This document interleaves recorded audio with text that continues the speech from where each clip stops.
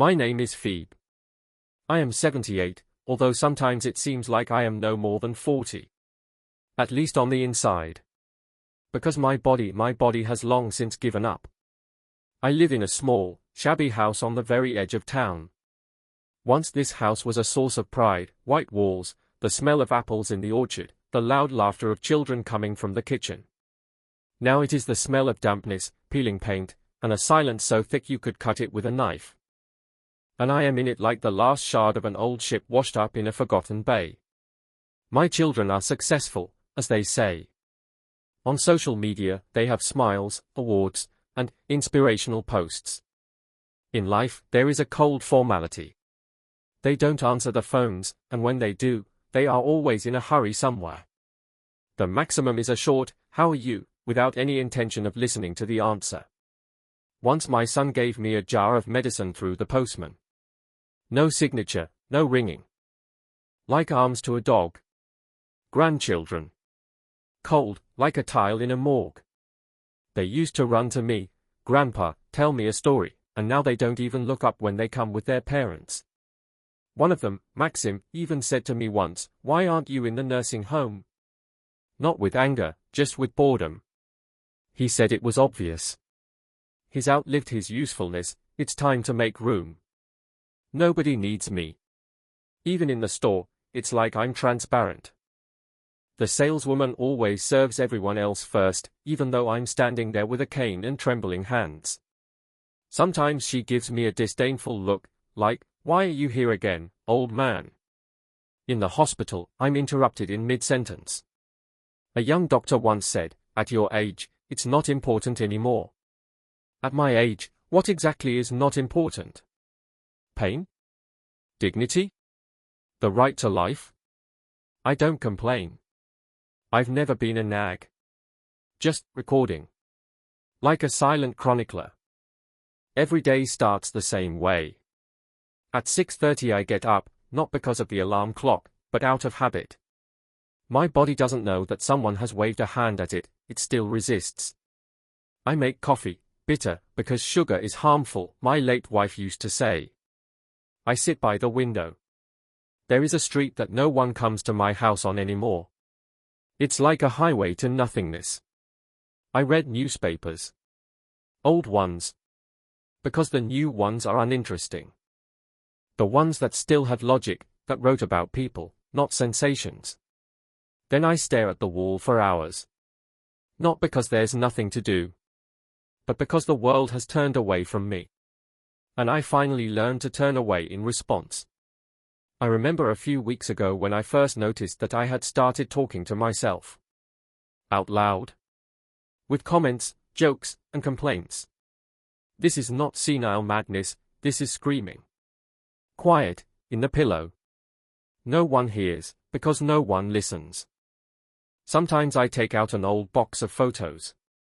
Here I am, young, strong, with a sparkle in my eyes, in an expensive suit near my own office. Here, with the children at sea. Here, holding my grandson in my arms. And what's the point? They don't remember. They forgot. And I don't. I remember everything. I started writing in a notebook. Just names. Situations. Words that hurt. Dates. Moments. Not for revenge, for memory. But something inside me rots with each page. Dark, astringent, silent. Despair. That's what it is. It doesn't come suddenly. It penetrates the soul slowly, like salt in a wound. And you don't even notice how you start to fade. Not physically, no. The soul fades. I was a man of honor. My word mattered. I was a pillar, a rock, a leader. And now I'm a shadow. Not alive yet, but not dead either. But something inside me is still stirring. I don't know what. But yesterday when the saleswoman said to me with a smile, "Grandpa, you have change. Maybe you don't need it?" You forget anyway, I wasn't confused. I just silently took the change and looked her in the eye. For the first time in a long time, so that she would look away. For the first time, I thought, you've all forgotten me. But this isn't the end. I remember well the smell of the first spring after the army, of gasoline, oil, and promises. I remember the first night in the filming room, where the tattered walls seemed to whisper to me, this is not a home yet, but a journey. I was a nobody, but I had willpower. And, damn it, I had plans. I wasn't afraid to take risks. I wasn't afraid to lose. Back then, losses were a challenge, not a curse. I started with a car repair shop. I would assemble parts myself, meet customers myself, lift the jack myself, and serve coffee. Then, a car wash, then, 100, then, another one. And more. And then, a company. I named it after my wife. Maria Service. I remember her eyes when I first brought her into my own office. There was the smell of new wood, and the sun poured through the windows like a blessing. She hugged me, not with pride, but with love. Her love was my only judge. And when she died, a part of me died with her. We raised 2 children, Bogdan and Alina. I never spared any effort. If necessary, I stayed up all night to pay for their education, courses, and trips. Everything was for them. Not for praise. For them. I taught my son that words are not just sounds. They are responsibilities. I would say, if you say so, do it. Otherwise, it's better to keep quiet. He would nod. Then he would listen to me. I had to take out loans under the threat of bankruptcy. I wouldn't see my children for days because I was working. But I always brought a gift. And I always found time for a bedtime story. Maybe I was tough, but never unfair. I remember how the 3 of us were sitting together once, me, Bogdan, and Alina. I opened a bottle of old cognac and said, one day, all this will be yours. But remember, don't be wolves. Even when everyone around you bites. They drank in silence. I believed they understood. And then, crises. Markets fell. Partners betrayed. Creditors pressured. But I didn't break. I sold everything I had. I only kept a house on the outskirts, the same house where everything is rotting now. But I didn't let the company go bankrupt. I brought it out. For them. So that they would have a future. And what do I have now? A son who is ashamed of me. His words, you live in the past, Dad. A daughter who calls once a month with a tired voice, as if doing her duty. And what about those nights when I sat by her bed with a thermometer, when she screamed in her sleep? Were those nights the past?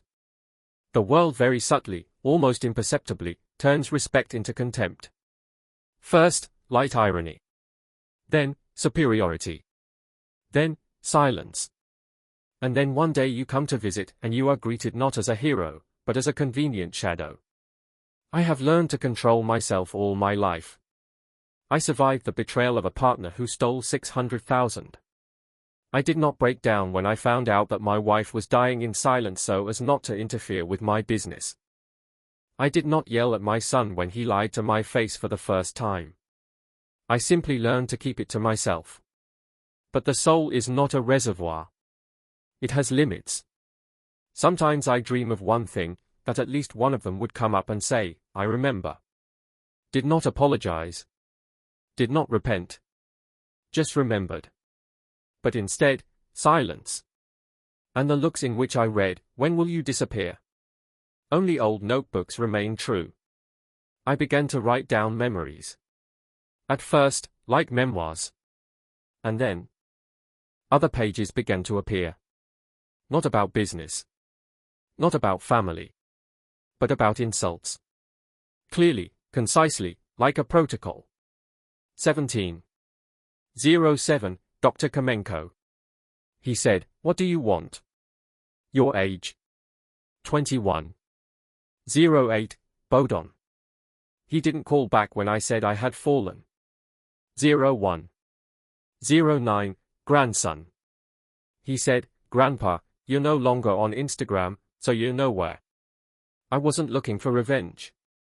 I just started collecting. Because I'm tired of forgetting.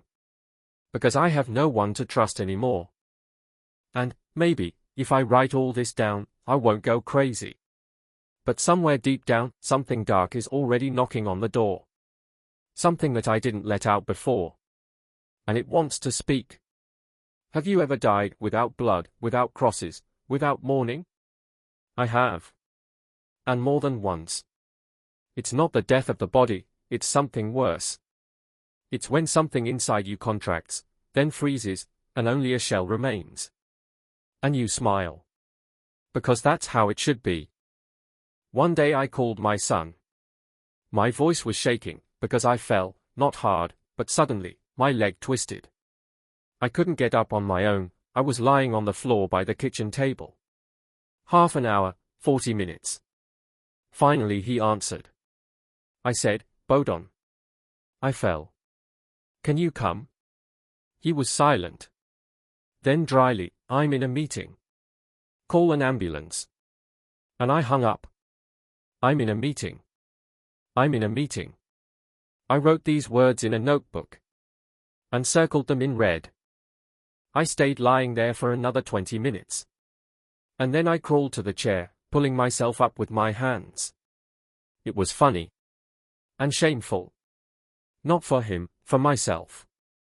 That I let myself fall. After that, I stopped calling. If I fall, I'll lie down.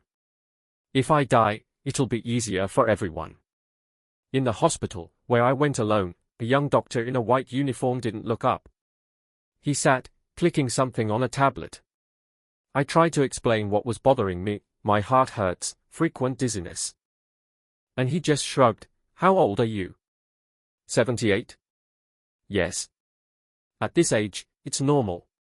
And also, we can't waste resources on the symptoms of age. As if I were a worn-out chair in the waiting room. Grandson Maxim. He came once with his daughter. He was sitting on the phone. I asked how he was doing, wanted to talk, wanted to know what he did for a living. And he looked right through me. Have you ever been on TikTok, Grandpa? No, then you don't exist. And laughed. My daughter was silent. She didn't even make a remark. He was right. In their world, I am dust. Statistics. A stranger with the smell of menthol and Corvalol. I went to the store, the same few streets down. I bought bread, milk, cheese. And when I gave the change, the saleswoman said, "Oh, Grandpa, do you really need that much? Your pension is small." "It's my money," I replied. "And what are you going to do with it? You live alone anyway." I didn't say anything. I took the packages. But my hand was shaking. I came home and cried. Not loudly, my eyes were just flowing. There wasn't even anger. Just emptiness. I wrote down, Marina. Store. 1:12 p.m. Offense through sympathy. My notebooks are no longer just notes, they are testimonies. An archive of contempt. I don't just write names. I write the date, the place, the situation, the words. Sometimes even the weather. Because when everything inside you is crumbling, the little things are all that's left. They keep you in reality. And here, on page 42, an incident that changed everything. It was in the fall. Grey sky. I was carrying packages from the pharmacy. I had been walking for a long time, so I was tired. I sat down on a bench, but I couldn't get up, my legs went numb. 2 people were walking by, a young guy and a girl. I said, "Excuse me, help me, please." The guy stopped, looked, and said, "What do you mean, do you want to die here, Grandpa?" The girl laughed. "Take a picture, it'll be fun." And indeed, he took out his phone, took a picture of me. Then they left. And I sat and listened to my heart clenching, not from pain, from shame. It was the first time I felt like, not a human being. I didn't get up for another 5 minutes. And when I finally got up, my gaze was already different. As if something old and very dark had awakened. It wasn't hatred, it was bright, it was hot. And this was cold. Like a shadow that had taken off its coat and stood up again.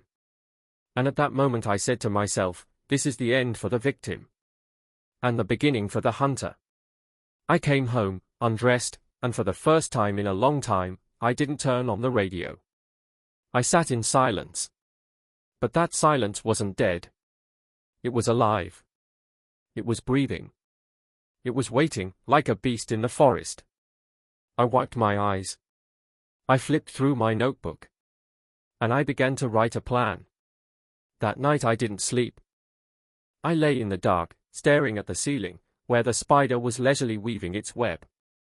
He worked silently. Carefully. Precisely. And I realized, we are similar. Only I won't weave a web, but a plan. After that incident on the street, everything in me changed. Not suddenly. No. It's just that one by one, those invisible filters that had held me back for years began to disappear. Patience, dignity, faith in the best.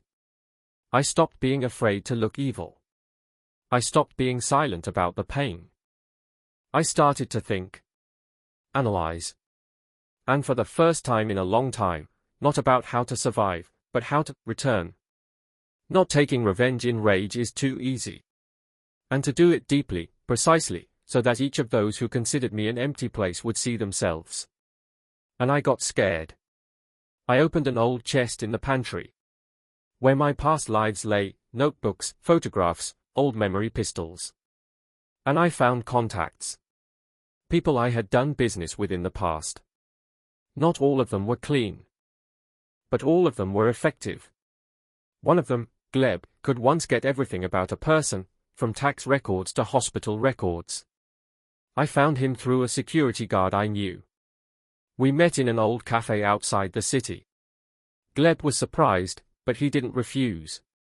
You're old, but you have the mind of a predator, he said. I didn't smile.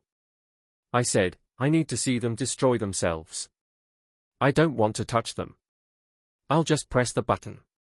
The first was my son. I found out that his company had signed a dubious contract with the city. And that the accounting department wasn't very clean. I anonymously handed over the documents to competitors. A week later, an audit, the press, a nervous breakdown. I didn't ruin his business. I just held up a mirror. My daughter. Trustworthy. She often consults with a colleague from the bank. I contacted this colleague through an acquaintance who still works in the field. I passed on the information that her daughter was spreading official information. This is not true. But the check was real. She got scared. She started to get nervous, quarrel at home. And I sat in an armchair, drank tea, and watched as the picture of their comfortable life collapsed. Granddaughter. The youngest. Laughed at me. She threw phrases like, you don't understand, grandfather, now it's a different world. I made her, different world, feel the pressure. Through another account, I hacked her page and posted, not very ethical, messages there. Not disgusting. Just so that teachers and employers would see. And then disappeared. And she felt what fear of public opinion was. A doctor. The one who said, at your age, it doesn't matter anymore. I found that he was hiding errors in reports. An article was published because of a journalist friend of mine. He was suspended. And what about me? I simply left an anonymous source. My friend from the store is Marina. I didn't touch her family, I didn't harm her business. I simply started coming every day, without buying anything. I looked her straight in the eye. I stood there silently. Confidently. After the third time, she disappeared from the store. She must have moved on. I didn't kill anyone. I didn't scream. I didn't take revenge stupidly. I played. Quietly. Coldly. Intelligently. And every move was checked. I stopped being an old man. I became someone else. In the language of chess, the queen in the game where I was considered a pawn. And what was most surprising was that I was not ashamed. Because they destroyed me first. They simply did not finish me off. When they gathered at the table, I did not come. But I knew what they were talking about. Screams, accusations, hysterics. They broke each other, not knowing that it was all just a chain. And I was not a link, but a sledgehammer. And me? I sat at home, clicking a pencil on the table. Drinking tea. Studying the next moves. And most importantly, they began to remember me. For the first time in years.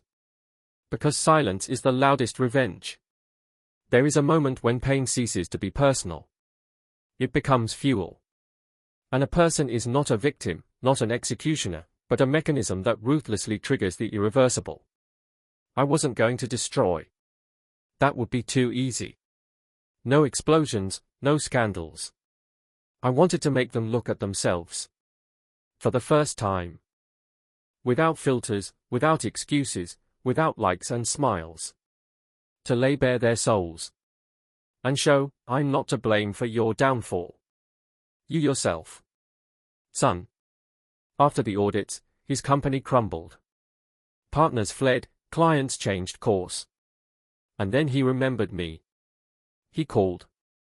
Dad, maybe we'll meet. I listened to the silence.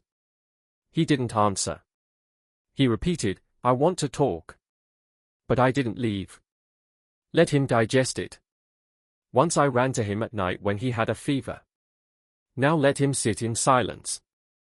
A week later he called again, not because of business. Just like that.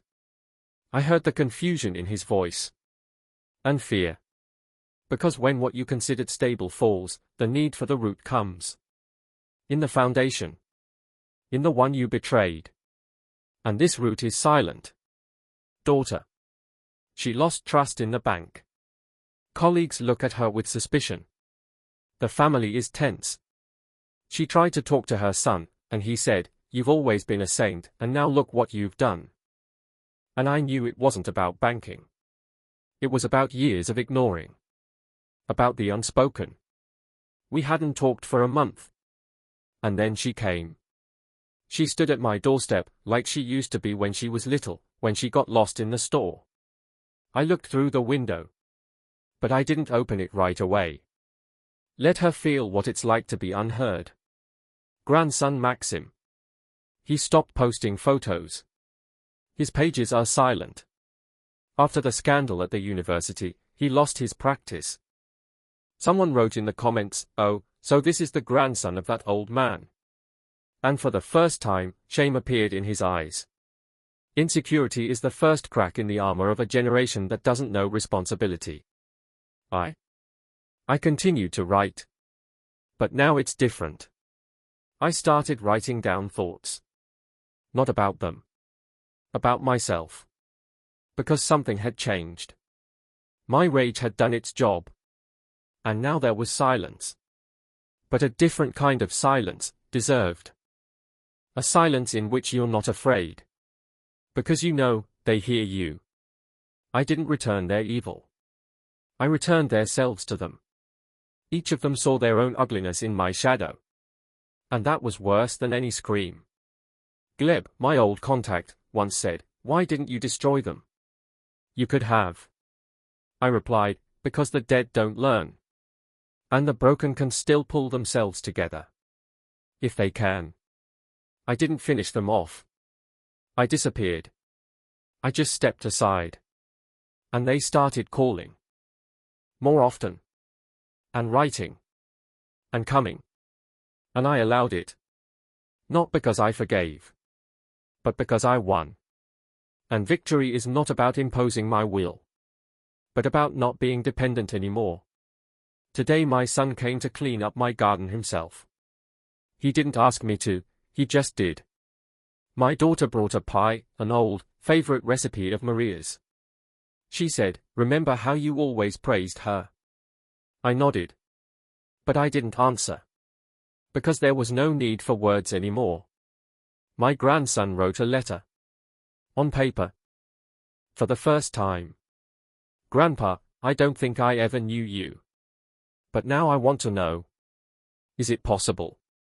Yes. I can. but on my terms. I'm sitting in an old rocking chair by the window. Autumn is slowly swallowing the garden. The leaves are falling slowly, like old promises that no one needs anymore. But this time, I don't feel superfluous. Everything happened. Not loudly. Not dramatically. It just changed. They don't call me anymore because of duty. Now, when something hurts. Not the body, the soul. They started coming again. And these are not the same people they used to be. They are with cracks. And I left these cracks. On purpose. So that they would never again become those who are capable of contempt. Because only through pain does respect come. Society, this smooth, blind creature, has also changed its view. I see how the young people in the pharmacy no longer joke. How the neighbor has stopped poking. How passers-by stop when I walk slowly. Not because they know, but because they feel. Because I have learned to wear a look that makes you feel the limit. A line that no one will cross with impunity again. I am not God. I did not punish. I simply corrected a mistake. The world allowed me to forget who I am. And I reminded you. Not with words. Not with fists. But with actions, precise, like the blade of a scalpel. I did not raise my voice. I did not swear. I simply made sure that everyone looked in the mirror. And saw in it what they had been running away from for a long time. And what next? Nothing. And that's it. I am not looking for gratitude. I am not waiting for words like, sorry. Because I am no longer waiting at all. I exist. And that is enough. Because my breath is not a whisper of the past, but a reminder. That old age is not emptiness. It is strength. Strength that you do not notice until you feel it on your back. The last entry in my notebook, true dignity is not given. It is returned. In different ways. I chose the cold. Perhaps nothing will remain after me. No articles, no laurels, no biographies. But I will leave something else, a lesson. And whoever one day says to an old person, "What do you want at this age?" perhaps will remember in time that from every shadow can emerge someone who has never forgotten and knows how to wait. Subscribe and like, and send the video to your friends.